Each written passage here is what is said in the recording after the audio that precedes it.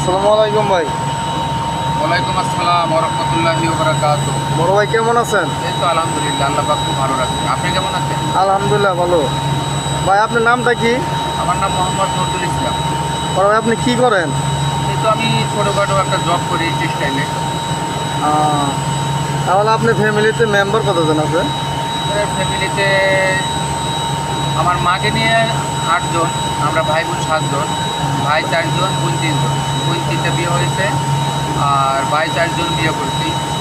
বড় ভাই থাকে আপনার গাউসিয়াতে, আমি থাকি ঢাকায়। মেজো ভাই বাড়িতে থাকে, ছোটো ভাই বাড়িতে থাকে। তাহলে আপনার বাবা নাই না? না, আমার বাবা মারা গেছে। বাবা দীর্ঘ 4 বছর ধরে মারা গেছে। আমার মা আছে। আপনার বাবার কি হয়েছিল?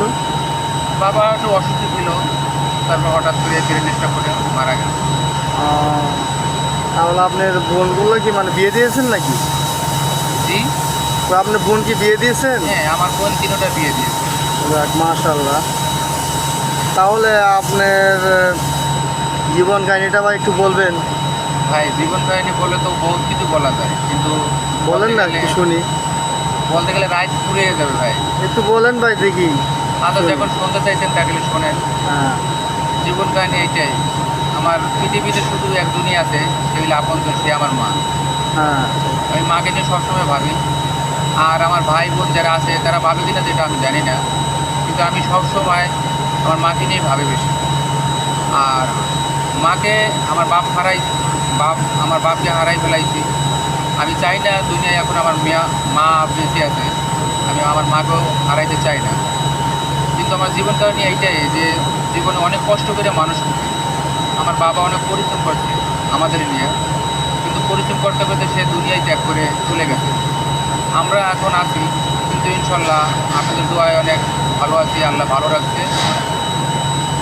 আর জীবন কাহিনী বলতে আর কি বলবো, মানে বললে আমার নিজেরও কান্না আসে। আর মানে কথা বললে বহুত কিছু বলা যায়, কিন্তু আমি একটা কথাই বলবো যে দুনিয়ায় যার মা বাপ আছে তার পৃথিবী আছে, আর যার মা বাপ নাই তার দুনিয়ায় কিছুই নাই। তো এইটাই বললি যে আমার জীবন কাহিনী এইটাই, আমার মাকে নিয়েই। আমার মা যতদিন আছে ততদিন মনে হয় যে আমার পৃথিবী অর্ধেক অংশ আমার কাছে আছে। হ্যাঁ, ঠিক আছে। আর একটা লাস্ট প্রশ্ন হইলো ভাই, তাহলে আপনার জীবনে মানে সবচেয়ে বড় উদ্দেশ্যটা কি? আমার জীবনে ছোটো থেকেই আমি মানে কষ্ট করে মানুষ হয়েছি। লেখাপড়া অনেক কষ্ট করে, কাজের ফাঁকে ফাঁকে লেখাপড়া করে যেটুকু করেছি, কাজের ফাঁকে ফাঁকে অনেক কষ্ট করে মানুষ হয়েছি। তা আমার স্বপ্ন ছিল এইটাই যে আমার বাবা অনেক কষ্ট করেছে, কিন্তু আমি যদি কোনো দিন